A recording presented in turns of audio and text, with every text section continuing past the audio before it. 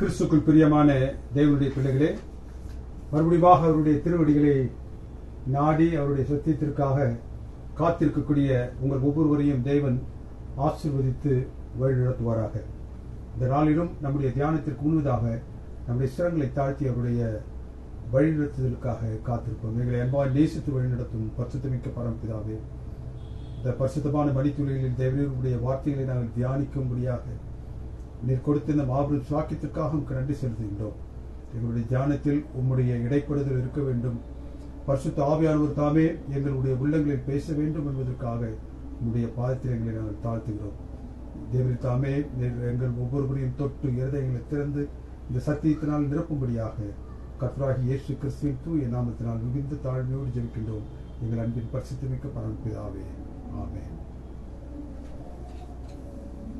கர்த்தராகிய இயேசு கிறிஸ்துவின் 33 வருட இப்பூலோக வாழ்க்கையில் அவரது 12வது வயதில் இருந்து 30வது வயது வரைக்கும் அவரை பற்றியதான எந்த ஒரு குறிப்பும் வேதத்தில் தெளிவாக காணப்படவில்லை. 18 வருடங்கள் அவர் தன்னுடைய 30வது வயதில் யோர்தான் நதிக்கரையில் அவர் வந்து கொண்டிருக்கும் பொழுது அந்த யோர்தானில் நின்று கொண்டிருந்த யோவான் ஸ்நானகன் அவரை கண்ட மாத்திரத்தில் இதோ உலகத்தின் பாவத்தை சுமந்து தீர்க்கின்ற தேவ ஆட்டுக்குட்டி என்று அவருக்கு ஒரு அறிமுக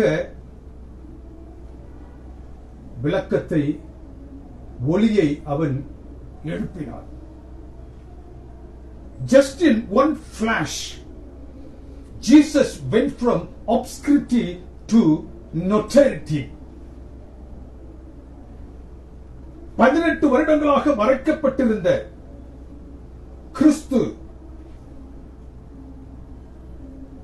இந்த ஒற்றை வரிகளினாலே இதோ உலகத்தின் பாவத்தை சுமந்து தீர்க்கின்ற தேவ ஆட்டுக்குட்டி என்று சொல்லக்கூடிய அந்த ஒற்றை வரியினால் தேவனுக்கு பிரியமானவர்களே அவர் உலகத்திற்கு பளிச்சென்று தெரிந்தார்.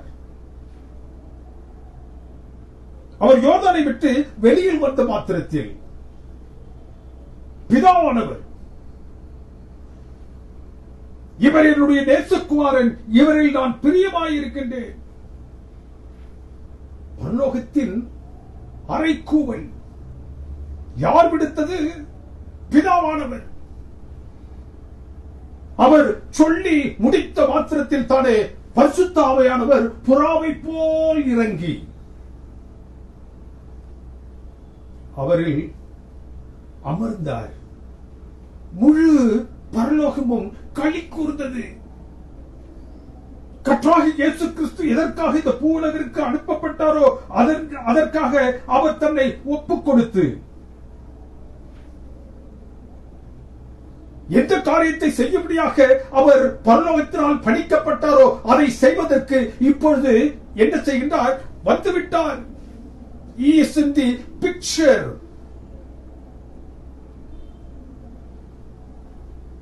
தேவனுக்கு பிரியமான தேவனுடைய பிள்ளைகளே, இந்த மேலான நிகழ்வுக்கு பிறகு பரலோகத்தின் தேவனும் பரிசுத்த ஆவியானவரும் யோவான் ஸ்நானகனும் கிறிஸ்துவை பற்றிய ஒரு பெரிய விளக்கத்தை பரலோகமும் பூலோகமும் மேற்கொண்ட பிறகு அவர் எங்கு கொண்டு செல்லப்பட்டிருக்க வேண்டும்? இந்த மேலான நிகழ்வுக்கு பிறகு, அந்த ஞான முடுக்குக்கு பிறகு, இந்த உலகத்தில் எதற்காக வந்தால் அதை செய்வதற்காக அவர் தன்னை முழுமையாக ஒப்புக் கொடுத்து அந்த ஞான முடுக்கின் வாயிலாக அவர் தன்னை அந்த பணிக்கு அபிஷேகித்து விட்ட பிறகு எங்கு அவர் கொண்டு செல்லப்பட்டிருக்க வேண்டும்? தேவ ஆலயத்திற்கு. அந்த தேவ ஆலயத்தில் தானே அவர் முதலாவது தன்னுடைய பேச்சை அவர் செய்திருக்க வேண்டும், பிரசங்கத்தை அவர் செய்திருக்க வேண்டும். He should have made the maiden speech right at the temple.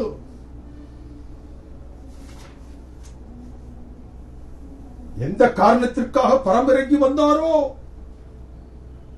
அந்த பணியை அவர் செய்வதற்கு முன் எதற்காக அவர் அபிஷேகிக்கப்பட்டாரோ அந்த பணியை செய்வதற்கு முன்பதாக அந்த பரலோகம் என்ன செஞ்சிருக்கணும்? அவரை ஒரு முடிசூட்டி விழாவிற்கு எடுத்து சென்றிருக்க வேண்டும். ஆனால் வேதத்தின் இந்த பகுதி என்ன கூறுகின்றது? பரலோகம் அவரை வனாந்திரத்திற்கு அனுப்பியது. பரலோகம் அவரை எதற்காக வனாந்திரத்திற்கு அனுப்பியது? சோதிக்கப்படுவதற்காக. யாரினால் சோதிக்கப்பட வேண்டும்? யாரினால் அவர் அனுப்பப்பட்டார்? சாத்தானால் அவர் வனாந்திரத்திற்கு அனுப்பப்படவில்லை. யார் அவரை அந்த வனாந்திரத்துக்கு அழைத்து சென்றார்? பரிசுத்த ஆவியானவர். சோதிக்கும்படியாக, சத்துருவாகிய சாத்தானால் அவர் சோதிக்கப்படும்படியாக. எந்த நோக்கத்திற்காக அவர் இந்த உலகத்திற்கு வந்தாரோ அதை நிறைவேற்ற, தேவனுடைய சித்தத்தை அவர் நிறைவேற்றி அவருடைய பணிகளை தொடங்க அவர் வனாந்திரத்தில் 40 நாட்கள் உபவாசித்து ஜெபித்து தனக்கு முன்பாக இருக்கக்கூடிய அந்த பெரிய மகத்தான பணியை அவர் நிறைவேற்றும்படியாக தன்னை ஆயத்தப்படுத்திக் கொண்டு அவர் செல்வதற்கு அவருக்கு என்ன ஒரு பெரிய அனுபவம் தேவையாக இருந்தது. அவர் தொய்வுற்று இருக்கக்கூடிய நிலையில் இந்த உலகத்தின் மகத்தான சக்தியாக திகழக்கூடிய அந்த சத்ருவாகிய சாத்தானிற்கு முன்பாக அவர் நிற்க வேண்டும். சாத்தான் அவருக்கு முன்பதாக வைக்கக்கூடிய அந்த 3 சோதனைகளை அவர் கடந்து வர வேண்டும். தேவனுக்கு பிரியமானவர்களே, சத்ருவாகிய சாத்தான் அவருக்கு முன்பதாக வைத்த அந்த 3 சோதனைகளில் இந்த உலகத்தில் என்னவெல்லாம் சத்ருவாகிய சாத்தான் செய்து ஒரு மனிதனை கவிழ்க்க முடியுமோ அனைத்து சோதனைகளும் அந்த 3 சோதனைகளில் அடங்கியிருந்துச்சு. அந்த 3 சோதனைகளில் முதலாவது சோதனையை மாத்திரம் நான் இந்த நாளின் தியானத்திற்காக எடுத்துக்கொள்ள வாஞ்சிக்கின்றேன். The first temptation. முதலாவது சோதனையில் அவரை நோக்கி கற்களை அப்பமாக்கும்படி அவரை பணித்தான். தேவனுக்கு பிரியமானவர்களே, அவருடைய ஞானமுடுத்திற்கு பிறகு அவர் தன்னை இந்த பெரிய மகத்தான பணியை செய்வதற்காக தன்னை ஒப்புக் கொடுத்த பிறகு அவர் செய்திருக்க வேண்டிய வேலை, ஆலயத்தில் போய் அவர் என்ன செய்திருக்க வேண்டும்? தன்னுடைய பிரதான முதல் கன்னி பேச்சை அவர் செய்திருக்க வேண்டும். ஆனால் அவர் இந்த வனாந்திரத்திற்குள்ளாக அழைத்து வரப்பட்டு சத்ருவாகிய சாத்தானுக்கு முன்பதாக நிறுத்தி வைக்கப்பட்டு சத்ருவாகிய சாத்தான் அவருக்கு முன்பதாக வைத்திருக்கக்கூடிய அந்த சோதனைகளை சந்திப்பதற்கு வேதம் என்ன சொல்லுகின்றது? அவர் தன்னுடைய முதலாவது பிரசங்கத்தை பணியை சத்ருவாகிய சாத்தானுக்கு அவர் செய்தார். அவன் தனக்கு முன்பதாக வைத்த அந்த சோதனைகள் ஒவ்வொன்றிற்கும் வேதத்தை திறந்தவராக, வேதத்தில் என்னவெல்லாம் எழுதப்பட்டிருக்கின்றதோ அதை வைத்த அந்த சத்ருவாகிய சாத்தானை புறத்தள்ளுவதற்கு முதலாவது அவர் பிரசங்கித்தது யாருக்கு தெரியுமா? சாத்தானுக்கு. சோதனைக்காரன் முன்பு அவர் தனக்கு வைத்திருக்கக்கூடிய அந்த சோதனையில் தேவனுக்கு பிரியமானவர்களே, அவனுக்கு மாறுத்திரமாக அவர் பேசும் பொழுது அவர் எதையும் தன்னில் இருந்து he never spoke of himself. He spoke everything from the scriptures. ஏற்கனவே எழுதப்பட்டிருக்கின்ற அந்த வார்த்தைகள், சாத்தானை எதிர்த்து மேற்கொள்ளக்கூடிய வலிமை பெற்ற வார்த்தைகளை வேதத்திலிருந்து அவர் எடுத்து அவரிடத்தில் பதில் உரைத்தார். மனுஷ அப்பத்தினால் மாத்திரம் அல்ல, சத்ருவாகிய சாத்தான் அவருக்கு முன்பதாக அவர் இருக்கக்கூடிய அந்த சோர்வுட்டு நிலையில் அவருக்கு என்ன அவசியமோ அந்த அப்பத்தை அவருக்கு முன்பதாக நினைவுறுத்தி, நீ என்ன செய்யும், இந்த கற்களை அப்பமாக்கும்படி சொல்லும், நீ சொல்ல ஆகும், நீ கட்டளையிட நிற்கும். Command that the stones become bread. இந்த கற்களை அப்பமாக்கும்படி நீ சொல்லும்.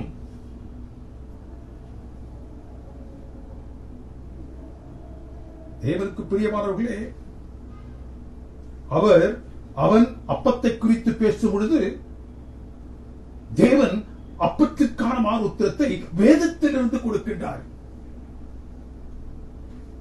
அவன் இந்த பூமியில் கிடக்கக்கூடிய கற்களை அப்பமாக்கும்படி அவன் கேட்ட பொழுது தேவனுடைய பரிசுத்த வார்த்தைகளில் அவருடைய அந்த சத்தியத்தில் இருக்கக்கூடிய வேதத்தில் இருக்கக்கூடிய அப்பம் என்றால் என்ன என்பதை குறித்து அவர் பேசுகின்றார். நீர் தேவனுடைய குமாரனே ஆனால் அவரை சோதிக்க அவர் யாராக இருக்கிறாரோ அந்த கர்த்தத்துவத்தை மையமாக வைத்து அவரிடத்தில் பேசுகின்றான். நீர்தானா, நீர் அவர்தானா என்று நிரூபிக்க வேண்டும் என்றால் தேவனுடைய சமூகத்திலிருந்து புறப்பட்டு வந்த அப்பம் நீர் ஆனால், தேவனுடைய குமாரன் நீர் ஆனால், இந்த கற்களை அப்பமாக்கும்படி செல்லும். சாத்தானுக்கு நன்றாக தெரியும், கர்த்தராகிய இயேசு கிறிஸ்து பரத்திலிருந்து இப்புவிக்கு இறங்கி வந்த தேவனுடைய குமாரன் என்று அவருக்கு நன்றாக தெரியும். அப்படி இருந்தும் தானே அவர் தேவனுடைய குமாரனாக இல்லாதிருந்திருந்தால் அவன் என்ன செய்திருப்பான்? அவர் தேவனுடைய குமாரனாக இருக்கின்றார் என்பதால் தான் அவன் இந்த சோதனையை அவருக்கு முன்னதாக வைத்தான். அவர் தேவனுடைய குமாரனாக இல்லாது இருந்திருப்பார் என்றால் அவன் சோதிக்க வேண்டிய அவசியம் இல்லை. ஆக அவனுக்கு நன்றாக தெரியும் கர்த்தராகிய இயேசு கிறிஸ்து தேவனுடைய குமாரன் என்று. கிறிஸ்து என்னவாக இருக்கிறாரோ அதை வைத்து அவரை அவன் சந்தேகிக்கின்றான். அவர் தான் யாராக இருக்க வேண்டும் என்று பரத்தில் கலகம் அவன் செய்தானோ அதை வைத்து பரலோகத்தில் தான் யாராக இருக்க வேண்டும் என்று பரலோகத்தின் தேவனுடைய வலது வருஷத்தில் அமர்ந்திருக்கக்கூடிய கர்த்தராகிய இயேசு கிறிஸ்து அவர் அமர்ந்திருக்கக்கூடிய அந்த ஸ்நானத்தை அந்த வலது வருஷத்தை தான் பெற வேண்டும் என்பதற்காக என்னவெல்லாம் அங்கு கலகம் செய்தானோ அந்த நிலையை அவன் மையமாக வைத்து, தனக்கு பிரியமான அந்த நிலையை அவன் மையமாக வைத்து இப்பொழுது அவரிடத்தில் பேசுகின்றான். தான் எதுவாக இல்லையோ, தான் யாராக இருக்க முடியவில்லையோ, அவன் அதுவாக இப்பொழுது இல்லாததினால், அதுவாக மாற அவன் ஆசித்ததினால் யுகநெடுகிலும் அவன் அதற்காக போராடிக் கொண்டு வருகின்றான். Satan will fight only on the grounds that what is not and what he does not have. சத்ருவாகிய சாத்தான் எதற்காக போராடுகின்றான்? தான் என்னவாக மாற வேண்டும் என்று நினைத்தேனோ அதுவாக நான் இல்லையே, தான் எதையெல்லாம் தன்னுடைய கரத்தில் இருக்க வேண்டும் என்று ஆசித்தேனோ அவைகள் என்னுடைய கரத்தில் இல்லையே என்பதற்காக அவன் போராடினான். தேவனுக்கு பிரியமானவர்களே, சோதனைக்காரன் அவரை நோக்கி நீர் தேவனுடைய குமாரன் என்று நிரூபிக்க வேண்டும் என்றால் இந்த கற்களை நீர் அப்பமாக மாற்றும். யோவானின் புத்தகம் 6வது அதிகாரம் வசனங்கள் 48 51 வரை என்ன சொல்லுகிறது? வேதம் அப்பத்தை குறித்து பேசுகின்றது. அது அப்பத்தை குறித்து என்ன பேசுகின்றது? தேவனுடைய சமூகத்தில் இருந்து, வானத்தில் இருந்து இறங்கிய அவரது குமாரனே அப்பம். யார் அப்பம்? வேதம் என்ன சொல்லுகிறது? வானத்திலிருந்து, தேவனுடைய சமூகத்தில் இருந்து இறங்கிய அவரது குமாரனாகிய கிறிஸ்துவே அப்பம். அங்கு கர்த்தராகிய இயேசு கிறிஸ்து தன்னை குறித்து சொல்லும்போது, நானே ஜீவ அப்பம். வானத்திலிருந்து கீழிறங்கி வந்த ஜீவ அப்பம் நானே. இந்த அப்பத்தை புசிக்கின்றவன் என்றென்றைக்கும் பிழைப்பான். நான் கொடுக்கும் அப்பம் உங்கள் பிதாக்கள் வனாந்திரத்தில் புசித்த மன்னாவை போன்றல்ல. ஏனென்றால் அவர்கள் அதை புசித்தும் மரித்தார்களே. But the one that I am going to give will make you live longer. நான் கொடுக்கக்கூடிய அப்பமோ என்றால் நீங்கள் என்றென்றைக்கு பிழைக்கும்படியாக. நான் கொடுக்கும் அப்பம் உங்கள் பிதாக்கள் வனாந்திரத்தில் புசித்த மன்னாவை போன்றல்ல. அவர்கள் மரித்தார்கள். நான் கொடுக்கக்கூடிய இந்த அப்பத்தை புசிப்பீர்கள் என்றால் நீங்கள் என்றென்றைக்கும் பிழைத்திருப்பீர்கள். You will live eternally. அந்த அப்பத்தை உண்டாக்கும்படியாக என்னிடத்திலேயே கேட்கிறாயே. கற்களை அப்பமாக்கும்படி இந்த சத்ருவாகிய சாத்தான் யாரிடத்தில் கேட்கின்றான் என்றால், அப்பமாகிய கிறிஸ்துவிடத்திலேயே அப்பமாக்கும்படி அவன் கேட்கின்றான். அப்பத்தையே அப்பமாக்கும்படி அவன் கேட்கின்றான். வனாந்திரத்தில் இஸ்ரவேலர்கள் புசித்த மன்னாவை குறித்து அவன் பேசவில்லை. புசித்தவர்கள் மரித்து போனார்கள். ஆகையினால் அந்த மன்னா அவனுக்கு அவசியமில்லை. சாத்தான் அந்த கற்களை மன்னாவாக மாற்ற சொல்லவில்லை. அந்த மன்னாவும் வானத்திலிருந்து அனுதினமும் இறங்கிய தேவர்கள் புசிக்கக்கூடிய அப்பம். ஆனால் அந்த அப்பத்தை குறித்து அவன் பேசவில்லை. ஏனென்றால் அந்த அப்பம் ஒரு மனிதனை ஜீவனுக்குள்ளாக வழிநடத்துகிறது அல்ல. ஆனால் அது மரணத்தை மேற்கொள்ளும் ஜீவனுள்ள அப்பம் அல்ல. ஜீவனோடு இருக்கும், ஜீவனை கொடுக்கும் அப்பம் வேண்டும் என்றால் அந்த அப்பம் ஜீவப்பமாக இருக்க வேண்டும். எந்த அப்பத்தினால் ஜீவனை பாராட்ட முடியுமோ, எந்த அப்பம் ஜீவனோடு இருக்க முடியுமோ, ஜீவனை பாராட்டக்கூடிய அப்பம் ஜீவனோடு இருக்கக்கூடிய அப்பத்தினால் தான் முடியும். அதை குறித்து அவனுக்கு நன்றாக தெரியும். ஆகவே அவன் என்ன செய்கின்றான்? அந்த ஜீவ அப்பத்திடம் அவன் என்ன சொல்லுகின்றான்? நீ என்ன செய்யும்? இந்த கற்களை அப்பமாகும்படி சொல்லும்.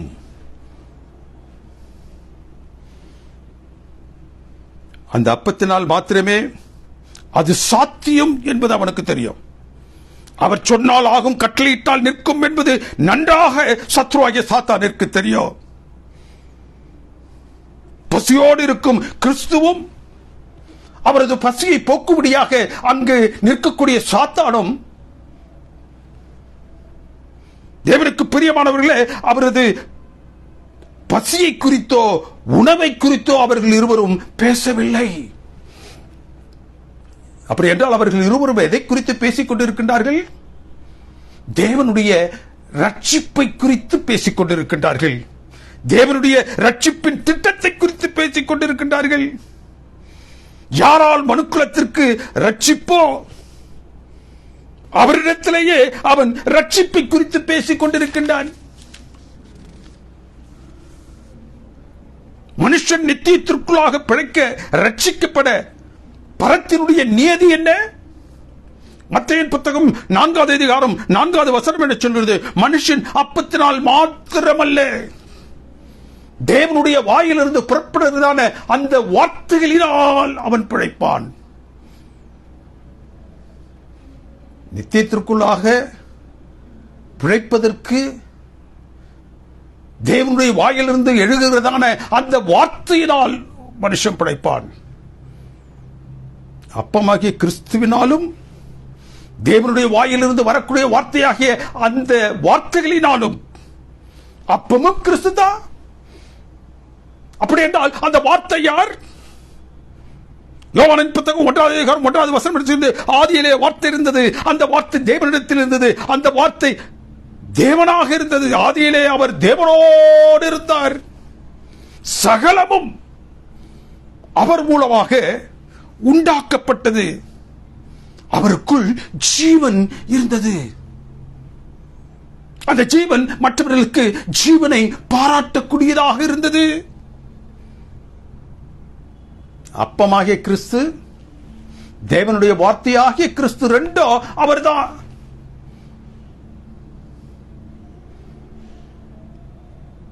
கிறிஸ்துடைய சமூகத்தில் அவன் அப்பத்தை குறித்து பேசி, அங்கு கர்த்தராகிய இயேசு கிறிஸ்து அவனுக்கு மாறுத்தரம் சொல்லும் பொழுது தேவனுடைய வார்த்தைகளை குறித்து பேசுகின்றார். அங்கு சத்ருவான சாத்தான் யோசித்து பார்க்கிறான், அப்பமும் இவர்தான், தேவனுடைய வாயிலிருந்து வரக்கூடிய வார்த்தையும் இவர்தான். யார் அந்த வார்த்தை? வார்த்தையாகிய கிறிஸ்து, அப்பமாகிய கிறிஸ்து. ஒருவன் ரட்சிக்கப்பட வேண்டும் என்றால் தேவனுடைய வாயிலிருந்து வரக்கூடிய வார்த்தையினால், கிறிஸ்துவினால் மாத்திரமே, அப்பமாகிய கிறிஸ்துவின் மூலமாக மாத்திரமே ஒரு மனிதன் ரட்சிக்கப்பட முடியும் என்று தேவனுடைய அல்லது பரலோகத்தின் நியதி இருக்கும் பொழுது, சாத்தான் என்ன சொல்றா?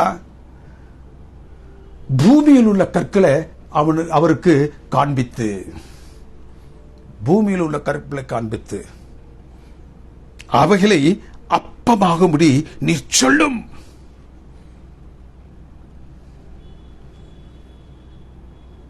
What subtle is bringing before him? என்ன ஒரு சூழ்ச்சியை கிறிஸ்துவிற்கு முன்பதாக அவன் கொண்டு வருகின்றான். ரட்சிப்பின் நாயகராகிய கிறிஸ்து ஒரு புறமும், ரட்சிப்பின் எதிர்ப்பு சக்தியாகிய சத்ருவாகிய சாத்தான் மறுபுறமும் நின்று கொண்டு ரட்சிப்பின் திட்டத்தை குறித்து பேசிக் கொண்டிருக்கின்றார்கள்.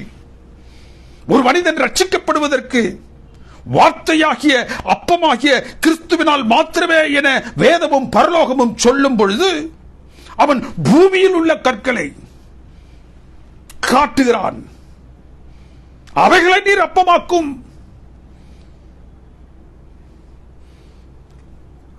கர்த்தராகிய இயேசு கிறிஸ்துவை என்ன செய்யும்படியாக அவன் தூண்டுகின்றான்? அவருடைய பசியை போக்குவதற்கான எந்த ஒரு முகாந்திரத்தையும் அவன் மேற்கொள்ள வரவில்லை. கிறிஸ்துவுக்கு முன்பதாக ஒரு பெரிய சதி திட்டத்தோடு அவன் வந்து நிற்கின்றான். வானத்திலிருந்து இறங்கி வந்த ஜீவப்பம் நானே என்று சொன்ன கர்த்தராகிய இயேசு கிறிஸ்துவினிடத்தில் இந்த பூமியில் கடக்கக்கூடிய அந்த கற்களை காண்பித்து அவன் என்ன செய்றான்? இந்த கற்களை அப்பமாக்கும்.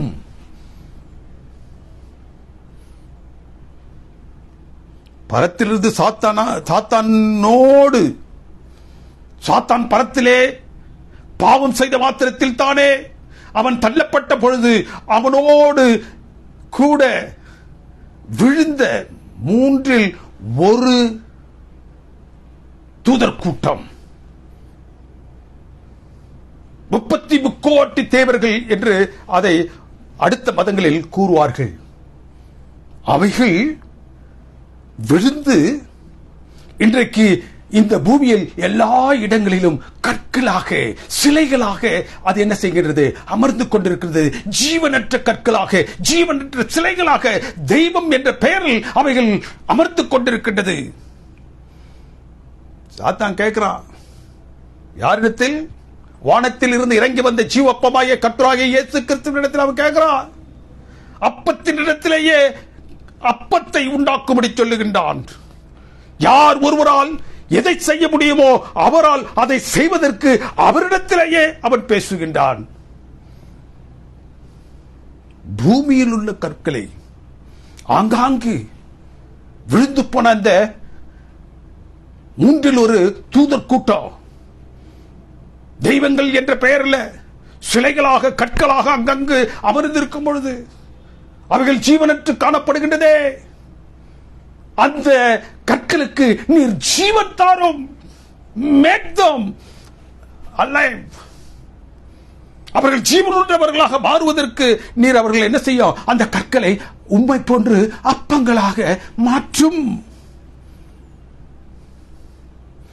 அவர்கள் யாவும் ஜீவனுள்ள தேவர்களாக ஆக்கும்படியாக அவர் கேட்டான். கர்த்தராகிய இயேசு கிறிஸ்து ஒரு வார்த்தை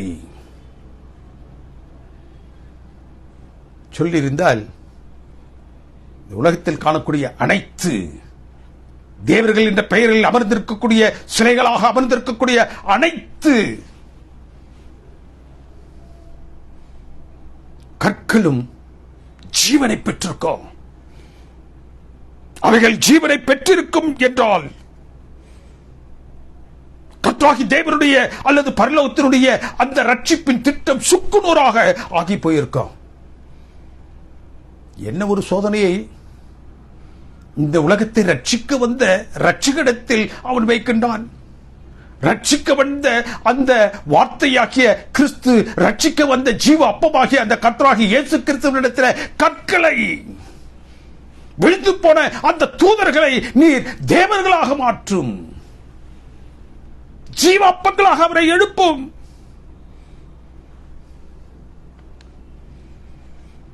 சாத்தான் எல்லா அதிகாரங்களையும் பெற்ற கர்த்தராகிய இயேசு கிறிஸ்துவாகிய இந்த அப்பத்தினிடத்திலேயே இந்த பூமியில் உள்ள கற்களை அப்பமாக்கும்படி அவன் கேட்டான். இதுதான் தேவனுக்கு பிரியமான தேவனுடைய பிள்ளைகளே, அப்பம் என்று சொல்லக்கூடிய அந்த அந்த நிலையில் சத்ருவாகிய சாத்தான் கர்த்தராகிய இயேசு கிறிஸ்துவை சந்தித்த முதல் கட்டம். இரண்டாவதாக அப்பத்திற்கு அடுத்த அந்த சோதனையில அவன் என்ன செய்கின்றான்? தேவனுடைய அந்த குறிப்பிட்ட நேரத்தை he was doubting God's timing, divine plan. ஒரு காரியம் நிறைவேறுவதற்காக தேவன் வகுத்திருக்கக்கூடிய அந்த கால திட்டத்தை அவன் என்ன செய்யல? ஏற்றுக்கொள்ள. அதற்கு முன்பதாக நான் எதையாவது செய்யணும். பரலோகம் எதை செய்தாலோ ஒரு கால நிர்ணயத்தோடு செய்யக்கூடியது. எந்தெந்த காரணங்களில் எது நிகழ வேண்டுமோ அந்தந்த காரியங்களில் அவைகளை நிகழ்த்தி காட்டக்கூடியது. ஆனால் இங்கு சத்ருவாகிய சாத்தான் கர்த்தராகிய இயேசு கிறிஸ்துவினிடத்தில் அந்த கால திட்டத்தை அவர் என்ன செய்யணும்? அந்த கால திட்டத்திற்குள்ளாக அவர் இருக்கக்கூடாது என்று அவர் நினைத்தான். அவரது 40 நாட்களுடைய உபவாசம் நிறைவேறுவதற்கு முன்பதாக கர்த்தராகிய இயேசு கிறிஸ்து அந்த சத்ருவாகிய சாத்தானை சந்திக்க வேண்டும் என்றால் பரலோகம் என்ன எதிர்பார்த்தது? அந்த வனாந்திரத்தில் அவர் என்ன செய்ய வேண்டும்? 40 நாட்கள் ஒன்றும் புசியாமல் எதையும் பருகாமல் அவர் உபவாசித்து ஜெபித்து அவர் தன்னை ஆவியில் வலிமைப்படுத்திக் கொள்ள வேண்டும் என்று பரலோகம் எதிர்பார்த்துச்சு. அந்த ஆவியின் வல்லமை அவருக்கு நிறைவாக கிடைக்க வேண்டும் என்றால் அங்கு 40 நாட்கள் அதற்காக பரலோகம் நிர்ணயித்தது. 40 நாட்கள் அவர் உபவாசித்து ஜெபித்தால் மாத்திரமே அந்த பலனை அவரால் பெற முடியும் என்பது பரலோகத்தினுடைய நியதி. இந்த 40 நாளுங்கிறது 40 வருடங்கள் என்பது அல்லது 40 என்று சொல்லக்கூடிய இந்த இலக்கம் இஸ்ரவேலர்களின் வனாந்திர வாழ்க்கையில் பரலோகம் அவர்களுக்கு பாராட்டிய 40 நாளை 40 வருடங்களாக மாற்றிய ஒரு இலக்கமாக அங்கு காணப்படுகின்றது. 40 நினிவே மக்களுக்கு அவர்களது பாவங்களை விட்டு வெளிவருவதற்கு தேவனுக்கு பிரியமானவர்களே 40 நாட்கள் அவர்களுக்கு கொடுக்கப்பட்டது. கர்த்தராகிய இயேசு கிறிஸ்து தன்னுடைய ஊழியத்தை துவங்கும் பொழுது அவர் ஞானமுழுக்கின் வாயிலாக கடந்து தன்னை தகுதிப்படுத்தி கொண்டவராக வெளியில் வரும் பொழுது 40 நாட்கள் அவர் வனாந்திரத்தில் சோதனைக்காரனால் சோதிக்கப்பட்டார். கர்த்தராகிய இயேசு கிறிஸ்து மரித்து உயிர்த்து அவர் பரம் செல்வதற்கு முன்பதாக 40 நாட்கள் அவர் ஜீவனுள்ள தேவன் என்பதனை இந்த உலகத்திற்கு உறுதி செய்வதற்காக அங்கும் இங்குமாக சுற்றித் திரிந்தார். 40 என்று சொல்லக்கூடிய ஒரு காலத்திட்டம், ஒரு இலக்கு தேவனால் பரலோகத்தினால் நிர்ணயிக்கப்பட்ட ஒன்று. இங்கு இவ அதுக்கு முன்பதாகவே வந்துட்டான் வனாந்தரத்துக்குள்ள. ஒருவேளை கர்த்தராகிய இயேசு கிறிஸ்து அதனிடத்தில் காணப்படுவார் என்றால் வனாந்தரத்தில் அவர் அந்த 40 நாட்களுக்குள்ளாக எப்படியாக சந்திக்கப்பட வேண்டும் என்றால் அந்த கிறிஸ்துவை சந்திப்பதற்கு அவன் நேரம் பார்த்துக் கொண்டிருந்தான். ஆனால் கிறிஸ்து அவரை 40 நாட்கள் கழிந்த பிறகு 40 என்ற அந்த கால வரை நிறைவேறும் பொழுதுதான் அவருடைய அடுத்த கட்டத்திற்கு அவர் தன்னை எடுத்துச் செல்வதற்கு ஒப்புக் கொடுத்தார். ஒவ்வொரு 40 என்று சொல்லக்கூடிய இலக்கத்தின் பிரகாரம் சம்பவிக்கக்கூடிய சம்பவங்கள் அந்த காலவரை முடிந்த பிறகுதான் அடுத்த கட்டத்திற்குள்ளாக அது எடுத்துச் செல்லப்படுகின்றது என்பது வேதம் சொல்லக்கூடிய ஒரு நீதி. தேவனுடைய கால திட்டத்திற்கு முன்பாகவே, அதை நிறைவேறுவதற்கு முன்பதாகவே கர்த்தராகிய இயேசு கிறிஸ்துவை எப்படியாகிலும் அவன் சந்திப்பதற்கு பிரயாசப்பட்டான். தேவனுடைய விமோசன திட்டத்தில் கடந்து செல்லும் ஒவ்வொரு அனுபவமும் ஒழுங்கும் கிரமமாக அந்த கால வரையை அது அடிப்படையாக கொண்டு நிகழ்ந்து கொண்டிருக்கிறது. God's timing is very important. Divine plan is so very important. இங்கு சத்ருவாக சாத்தான் அதற்கு எதிரடையாக வேலை செய்கின்றான். தேவனுடைய ரட்சிப்பின் திட்டத்தில், விமோசன திட்டத்தில், சர்வலோக பாவங்களுக்காக கர்த்தராகிய இயேசு கிறிஸ்து என்ன செய்ய வேண்டும்? 2 காரியங்களை செய்ய வேண்டும். பழுதற்ற பலியாக அவர் தன்னை என்ன செய்யணுமா? ஒப்பு கொடுக்க வேண்டும்.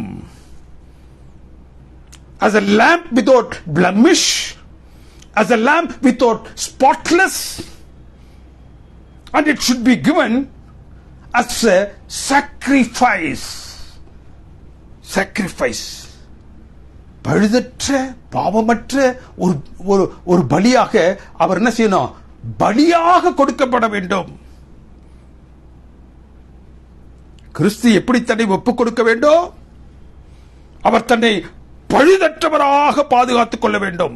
அந்த பலியாக அவர் எப்பொழுது கொடுக்கப்படுகின்றாரோ அந்த நாள், அந்த நிமிடம் வரைக்கும் அவர் தன்னை அந்த பழுதற்ற பலியாக அவர் தன்னை பாதுகாத்துக் கொள்ள வேண்டும். பாவமில்லாதவராக பாதுகாத்துக் கொள்ள வேண்டும். இரண்டாவது, அவர் தன்னை பலியாக ஒப்புக் கொடுக்க வேண்டும். He should give himself as sacrifice. அவர் எந்த நிலையிலும் கொல்லப்பட்டு விடக்கூடாது. He should not die in any other way. He should die as a sacrifice. அவர் தன்னை பாவமற்ற பலியாக ஒப்புக் கொடுக்க வேண்டும் என்றால் அவர் என்ன செய்யணும்? இப்பொழுது அந்த சிலுவை மரணம் வரைக்கும் காத்திருக்கணும். அந்த சிலுவை மரணத்திற்கு முன்னதாக அவர் செய்ய வேண்டிய அனைத்து பணிகளையும் அந்த 3.5 வருடம் அவர் என்ன செய்யணும்? That will happen only on the cross. அவர் தன்னை பழுதற்ற பலியாக பாதுகாத்து அந்த சிலுவையில் தான் அவர் என்ன செய்ய முடியும்? தன்னை பலியாக ஒப்புக் கொடுக்க முடியும். 3.5 ஆண்டு கால ஊழியத்தின் கடைசி பகுதி தான் அந்த கிறிஸ்துவனுடைய பலி அல்லது ஒப்புக் கொடுக்கப்படல். இவ என்ன செய்யறா? அதற்கு முன்பதாகவே என்ன செய்யறா? கேட்கிறான். யோவானின் புத்தகம் 6 அதிகாரம் 51 வசனம் சொல்லுது, அந்த வானத்திலிருந்து இறங்கி வந்த ஜீவ அப்பமாக அந்த அப்பத்தை புசிக்கிறவன் என்றென்றைக்கும் பிழைப்பதற்கு ஏதுவாக அந்த அப்பம் ஜீவ அப்பமாக மாற வேண்டும் என்றால், கிறிஸ்து என்ன சொல்றாரு? நான் கொடுக்கும் அந்த அப்பம் உலகத்தின் ஜீவனுக்காக கொடுக்கும் அந்த அப்பம் எது என்றால் என்னுடைய மாமிசம். அப்படி என்றால் அவர் தன்னை அப்பமாக, அதை புசிக்கிறவர்களுக்கு ஜீவன் பெரும்படியாக, என்றென்றைக்கும் அவர்கள் பிழைக்கும்படியாக அந்த அப்பம் மாற வேண்டும். அப்படியாக அந்த அப்பம் மாற வேண்டும் என்றால் அந்த அப்பம் என்ன செய்யப்பட வேண்டும்? பலியாக, பழுதற்ற பலியாக அந்த சிலுவையில அது தன்னை ஒப்புக் கொடுக்க வேண்டும். அது மாமிசமாக உலக பாவங்களுக்காக பழுதற்ற பலியாக ஒப்புக் கொடுக்கப்பட வேண்டும். இதான் நியதி. அந்த 2 காரியங்களும் சிலுவை மரணத்தில் தான் நிறைவேறும். அந்த அப்பம் மாமிசமாகி பாவிகளுக்காக பிற்கப்பட வேண்டும். வானத்திலிருந்து இறங்கி வந்த அந்த அப்பம் மனுக்குலத்திற்கு ஜீவனை பாராட்ட வேண்டும் என்றால் அது அடிக்கப்பட வேண்டும், பலியாக அடிக்கப்பட வேண்டும், பழுதற்ற பலியாக அடிக்கப்பட வேண்டும். தன்னை அது என்ன செய்ய வேண்டும்? அந்த பலியாக ஒப்புக் கொடுக்கப்பட வேண்டும். It should not be killed in any other way. Only a sacrifice. அதுவரை சிலுவை மரணம் வரை அவர் என்ன செய்யணும்? காத்து கொண்டு இருக்க வேண்டும். எப்படி காத்து கொண்டு இருக்க வேண்டும்? Without blemish. எதுவரை? பலியாக அவர் தன்னை சிலுவையில் ஒப்புக் கொடுக்கும் வரை.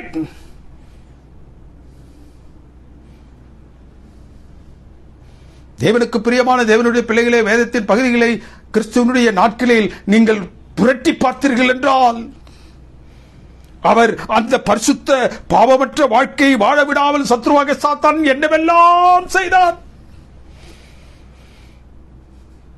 அவர் தன்னை பழுதற்ற பலியாக ஒப்புக் கொடுத்து விடக்கூடாது என்று அவரை பாழ்படுத்துவதற்கு, அவரை பழுதுபடுத்துவதற்கு எத்தனை திட்டங்களை கொண்டு வந்தான். அவர் தன்னை பலியாக ஒப்புக் கொடுத்து விடக்கூடாது என்பதற்காக, தன்னை ஒரு சாக்ரிஃபைஸாக சிலுவையில் கொடுத்து விடக்கூடாது என்பதற்காக பல வழிகளில் அவரை கொல்லும்படியாக ஆசைத்தான். வேதம் என்ன சொல்லுகின்றது? கர்த்தராகிய இயேசு கிறிஸ்து பலியாக, பழுதற்ற பலியாக அந்த சிலுவையிலே தன்னை மரணத்திற்கு ஒப்புக் கொடுக்க வேண்டும். சத்ருவாகிய சாத்தான் அவருடைய உயிரை எப்படியாவது அதற்கு முன்பதாக எடுத்துவிட வேண்டும் என்று பிரயாசப்பட்டான். ஏரோதின் மூலம் 2 வயதிற்கு உட்பட்டவர்களை கொல்வதன் மூலமாக அவரை கொல்லும்படியாக பிரயாசப்பட்டான். அவர் சீடரோடு பயணிக்கும் பொழுது அந்த படகில் அவரை அந்த சுழலின் மூலமாக அவரை கொண்டு விடும்படியாக பிரயாசப்பட்டான். லூக்காவின் புத்தகம் 4:25-30 வரைக்கும் வாசித்தீங்கன்னா அவரை தலைகீழாக தள்ளுபடியாக அவர் செங்குத்தான மலைக்கு அவரை கொண்டு சென்றார். பல நேரங்களில் அவரை கல்லெறிந்து கொள்ளும்படியாக பிரயத்தனம் பண்ணினான். அவர் தன்னை பலியாக ஒப்புக் கொடுப்பதற்கு முன்பது அவரை கொல்லும்படியாக, அவரது ஜீவனை எடுத்து போடும்படியாக அவன் பிரயாசப்பட்டான், வகை தேடினான். அவர் பலியாக தன்னை ஒப்புக் கொடுத்து விடக் கூடாது என்பதற்காக அவரை கொல்லுவதற்கு எல்லா விதமான பிரயத்தனங்களையும் செய்தான். ஆனால் வேதம் என்ன சொல்கிறது? சாத்தானால் அவரை கொல்லவும் முடியவில்லை. சாத்தானால் பாவத்தில் அவரை விழ தள்ளவும் முடியவில்லை. He was total failure in the case of Jesus Christ. இந்த சத்திய உண்மைகளை சாத்தான் நன்றாக அறிந்திருந்தான்.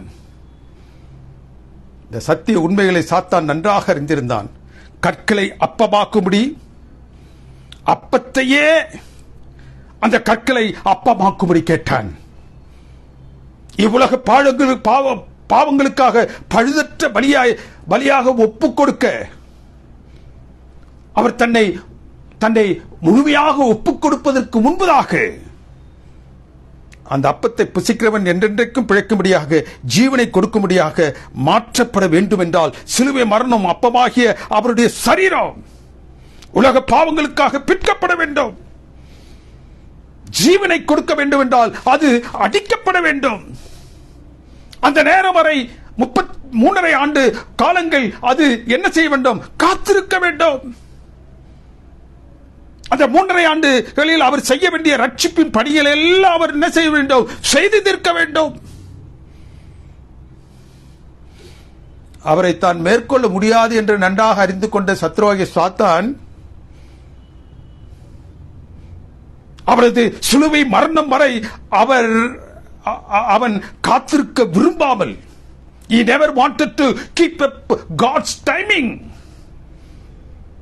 அவன் அதை அசட்டை செய்தவனாக கர்த்தராகிய இயேசு கிறிஸ்து தன்னை பழுதற்ற பலியாக அந்த சிலுவையிலே ஒப்புக் கொடுப்பதற்கு முன்பதாக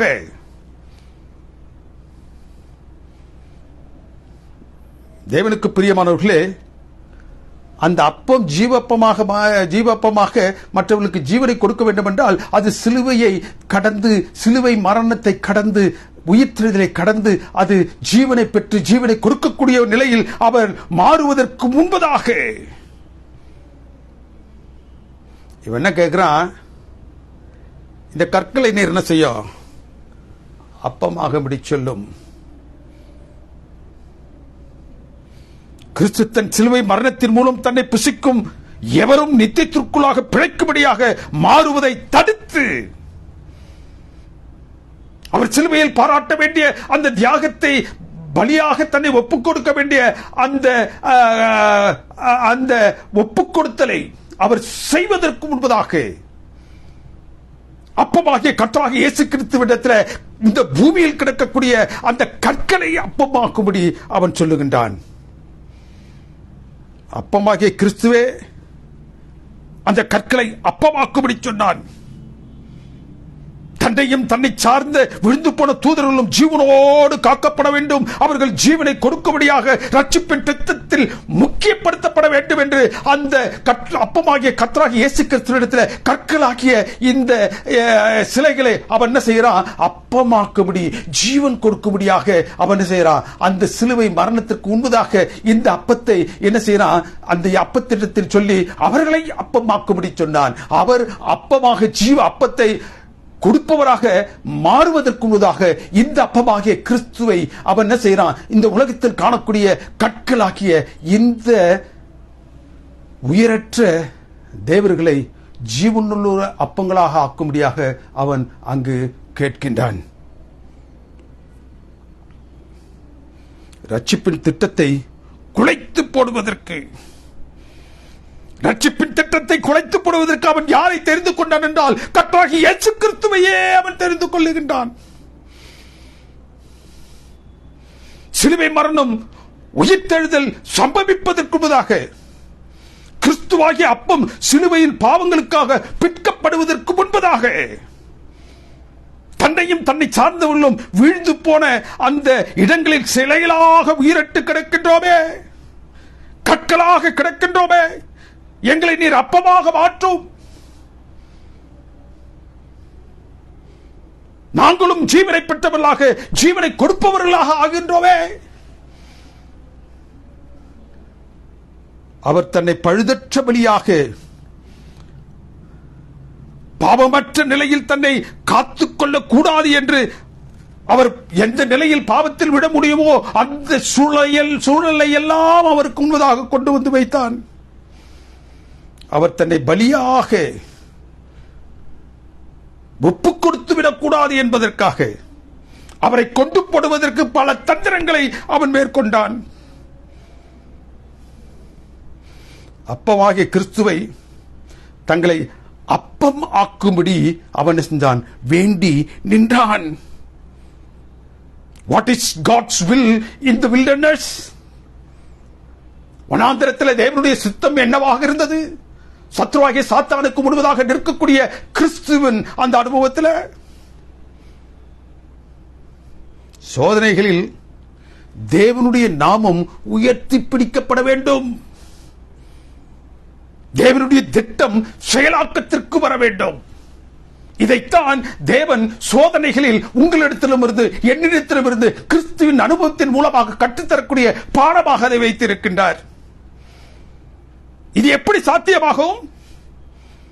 சாத்தானை எதிர்த்து தேவனுடைய சித்தத்தை நிறைவேற்ற முடியும். நம்ம தேவனுக்கு பிரியமானவர்களே, அது முடியும் என்று காட்டுவதற்காகத்தான் இந்த அனுபவத்தை தேவன் பதிவு செய்து வைத்திருக்கின்றார். சத்துருவாகிய சாத்தானை நான் எப்படி மேற்கொள்ள முடியும்? உன்னால் மேற்கொள்ள முடியும் என்பதை காட்டுவதற்காக கர்த்தராகிய இயேசு கிறிஸ்துவினுடைய அனுபவத்தை தேவன் நமக்கு இங்கு வைத்திருக்கின்றார். எப்படி இது கர்த்தராகிய இயேசு கிறிஸ்துவுக்கு சாத்தியப்பட்டது? கர்த்தராகிய இயேசு கிறிஸ்து எப்படி ஜெய கர்த்தராக அந்த சோதனையில் எழுந்து பிரகாசித்து நின்றார்? இரண்டாம் உலகப் போரில் பிரான்ஸ் நாட்டை ஹிட்லர் போரிட்டு சரித்து விட்டான். இப்பொழுது அவனுடைய திட்டம் இங்கிலாந்திற்குள்ளாக நுழைய வேண்டும். அவன் கடற்கரை வழியே தரை மார்க்கமாக சென்றடைய ஹிட்லரும் அவருடைய நாசி படையும் திட்டம் வகுத்துக் கொண்டிருந்தார்கள். விண்வழியாக சென்று இங்கிலாந்தின் படையை வீழ்த்த வேண்டும் என்ற திட்டமும் அவர்கள் வகுத்திருந்தார்கள். இங்கிலாந்து படை இந்த திட்டங்களை கண்டு அஞ்சினாலும் இந்த ஹிட்லரையும் இந்த நாசி படைகளையும் என்ன செய்ய வேண்டும், மேற்கொள்ள வேண்டும் என்று அவர்கள் பல நிலைகளில் யோசித்து ஒரு தீர்மானத்திற்கு வந்தார்கள். They made a strategy. என்ன? Fly above the level strategy. இந்த ஜெர்மானியர்களுடைய விமானங்கள் எவ்வளவு உயரத்திற்கு பிறந்தாலும் அந்த உயரத்திற்கு மேலே தாங்கள் பறக்க வேண்டும் என்ற திட்டத்தை அவர்கள் வைத்தார்கள். அந்த ஜெர்மானியர்கள் விமானத்தின் மூலமாக, போர் விமானத்தின் மூலமாக எவ்வளவு தூரத்திற்கு சென்றார்களோ அதற்கு மேலாக அவர்கள் காணக்கூடாத நிலையில இந்த இங்கிலாந்தின் படைகள் என்ன செய்தது? மேலே சென்றது. They were flying above the level. Flying above the level or flying above the level strategy is God's strategy. It is a God's victory strategy. சாத்தான் எவ்வளவு தூரத்திற்கு நம்மை தாக்குவதற்கு மேற்கொள்ள நெருங்குகின்றானோ அதற்கு மேல் நம்ம என்ன செய்யணும்? உயர்ந்து நிற்கிறோம். கர்த்தராகிய இயேசு கிறிஸ்து உயர்ந்து நின்றார். சோதனைகளாக அவருக்கு முன்னதாக எதையெல்லாம் அவன் கொண்டு வந்தானோ அவற்றை எல்லாம் அவர் வெல்லுவதற்கு அவருடைய உயரத்தை விட இவர் தன்னுடைய உயரத்தை உயர்த்தி கொண்டார். கிறிஸ்துவின் சாத்தான் மீதான வெற்றி, அவருடைய வெற்றியின் உயரம் அவனை விட, அவன் வைத்த அந்த சோதனைகளை விட உயரமாக இருச்சு. அவன் அவருக்கு முன்னதாக வைத்த 3 சோதனைகளில் கிறிஸ்துவின் அணுகுமுறை உயரமாக இருந்துச்சு, உன்னதமாக இருந்துச்சு. கற்களை அப்பமாக மாற்றும் என்று அவன் அந்த அப்பத்தில் இருக்கக்கூடிய மேலான அம்சத்தையும் அதற்கு எதிராக அவன் செய்ய வேண்டும் என்று நினைத்த அந்த தந்திரத்தையும் அந்த அப்பத்திற்குள்ளாக வைத்து கிறிஸ்துவை சந்திக்கின்றான். கிறிஸ்து என்ன சொன்னார்? மனுஷன் அப்பத்தினால் மாத்திரமல்ல. நீ அப்பத்தை பத்தி பேசிக்கிட்டே இருக்காத. மனுஷன் அப்பத்தினால் மாத்திரமல்ல, தேவனுடைய வாயிலிருந்து வரக்கூடிய ஒவ்வொரு வார்த்தையினாலும் பிழைப்பான். ஜீவனை குறித்து பேசுகிறார். ஒரு அப்பம் எப்படி அதை புசிப்பவருக்கு நிரந்தரமான ஜீவனை கொடுக்க முடியுமோ அந்த வார்த்தையை குறித்து அவர் பேசி அவன் ஆஃப் பண்றார். அவர் கொண்டு வந்த அந்த தந்திரத்திற்கு மேலாக சத்தியத்தை அவர் வைத்தார். இரண்டாவது, அவரை சோதிக்கும் பொழுது தாழ குதியும். அவரை தாழ குதியும் என்று தேவனுடைய பாதுகாப்பை சந்தேகிக்கும்படியாக செய்கின்றான். கிறிஸ்து என்ன சொல்றார்? தேவனை பரிசுத்து பார்க்காத, கற்களை அப்பமாக மாற்றும் வல்லமை அவரிடம் இருந்ததும், நீர் ஒரு வார்த்தை சொல்லும் கற்கள் அப்பமாக மாறும் என்று என்றபொழுது அவர் என்ன செஞ்சாரு? அவர் தன்னிலிருந்து எந்த ஒரு வார்த்தையும் பிரதியுத்தரமாக சொல்லாமல் எழுதி இருக்கக்கூடிய வார்த்தைகளை, முதலாவது சோதனையிலும் எழுதியிருக்கக்கூடிய வார்த்தைகளை வைத்து அடிச்சாரு. இரண்டாவது சோதனையிலும், பாதுகாப்பிற்கற்ற சோதனையிலும் அவர் நினைச்சாரு, அவனை எழுதி இருக்கின்றதே என்ற வார்த்தைகளில் அடித்தார். தாழ குதியும் என்ற போதும் அவருடைய பாதுகாப்பை குறித்து எழுதியிருக்கிறதே, அவரை பரீட்சை பாராதிருப்பாயாக என்று எழுதியிருக்கிறதே. சகல ராட்சியங்களும் அதனுடைய மகிமையையும் அவருக்கு முன்னதாக அவன் நிறுத்தி, மூன்றாவதாக அவன் என்ன சொல்லுகின்றான்? என்னை விழுந்து வணங்கிக் கொண்டால் இவ்வளத்தை நான் என்ன செய்ய உம்முடைய கரத்தில் கொடுத்து விடுகிறேன். 4000 வருடங்களாக அரும்பாடுபட்ட இந்த பட்டு நான் பிடித்துக் கொண்ட இந்த உலகம் அனைத்தையும் உம்முடைய பாதத்தில் வைத்து விடுகின்றேன். நீர் என்னுடைய பாதத்தில் விழுந்து பணிந்து கொண்டுவீர்கள் என்றால், படைத்தவரிடத்திலேயே அவருடைய படைப்பை கொடுக்கின்றேன் என்று சொன்னான். அப்பத்தினிடத்திலேயே அப்பத்தை உண்டாக்கும்படியாக சொன்னான். உன்னதமானவரின் மறைவில் இருக்கிறவன் சர்வ வல்லவருடைய நிழலில் தங்குவான் என்று கர்த்தராகிய இயேசு கிறிஸ்துவினுடைய பாதுகாப்பை அறிந்த அவன், கர்த்தராகிய இயேசு கிறிஸ்துவில் பெறக்கூடிய தேவனுடைய பிள்ளைகளுடைய பாதுகாப்பை அறிந்த அவர் அந்த கிறிஸ்துவையே அவருடைய பாதுகாப்பை குறித்து சந்தேகிக்கும்படியாக பிரயாசப்படுகின்றான். What is God's will in the wilderness? சாத்தானுடைய தந்திரங்களை தேவனுடைய வார்த்தைகளாகிய சத்தியத்தை அதற்கு மேலாக வைத்து, தேவனுடைய பாதுகாப்பை குறித்து நன்றாக அறிந்திருக்கக்கூடிய அவன் அவரை பரீட்சை செய்து பார்க்கும்படியாக சொல்லிய அவன்,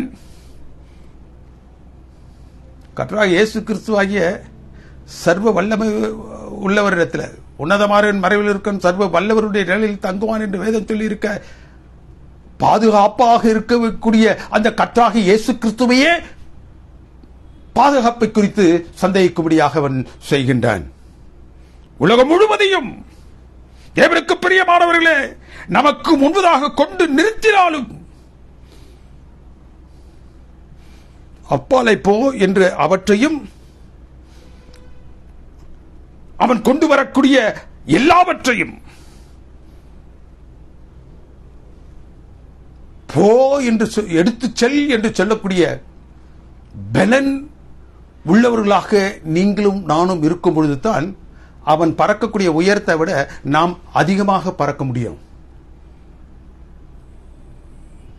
Flying above strategy is nothing but we should keep ourselves in the closer connection with the Lord and the scriptures. தேவனுடைய சத்தியத்திலும் தேவனுக்கு அடுத்த காரியங்களிலும் நாம் அவரை நெருங்கி இருக்கும் பொழுது, ஏன் இந்த சத்ருவாகிய சாத்தான் 40 நாட்களுக்குள்ளாக அவர் உபாசித்துக் கொண்டிருக்கக்கூடிய 40 நாட்கள் முடிவதற்குள்ளாக அவரை சந்திப்பதற்கு அவன் பிரயாசப்பட்டார். இந்த 40 நாட்களும் அவர் தன்னை பலப்படுத்திக் கொண்டிருக்கின்றார், உபாசிக்கின்றார், ஜெபிக்கின்றார், பரலோகத்தில் தனக்கு இருக்கக்கூடிய அந்த நெருக்கத்தை அவர் உறுதி செய்து கொண்டிருக்கின்றார். ஏன் இந்த சத்ருவாகிய சாத்தானை மேற்கொள்ள வேண்டும் என்பதற்காக. இன்றைக்கு நீங்களும் நானும் அவருடைய சமூகத்தில் அமர்ந்து கொண்டிருக்கின்றோம். தேவனுக்கு பிரியமான தேவனுடைய பிள்ளைகளே, we should know God's will in the wilderness. We are living in the wilderness. We are living in the wilderness.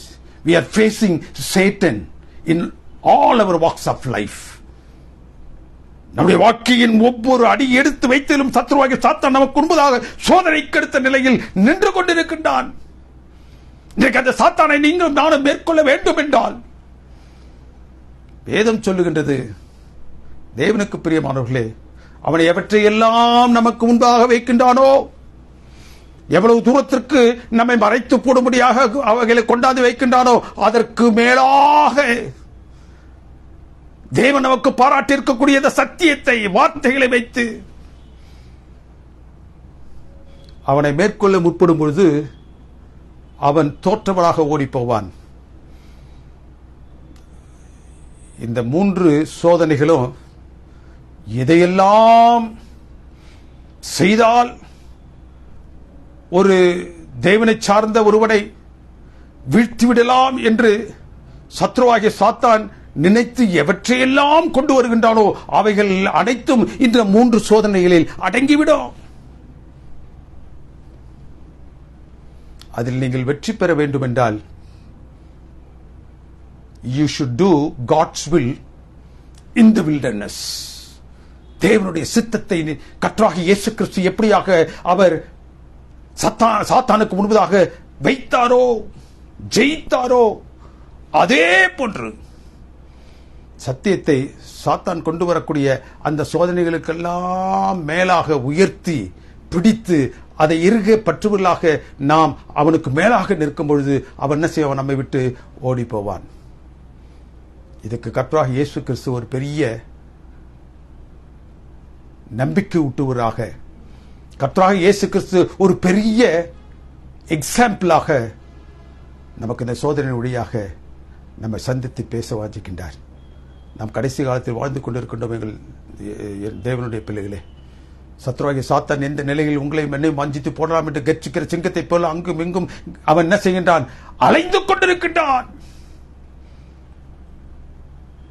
அவனுக்கு இந்த உலகத்தில் உள்ள மக்களை பற்றி கவலை இல்லை.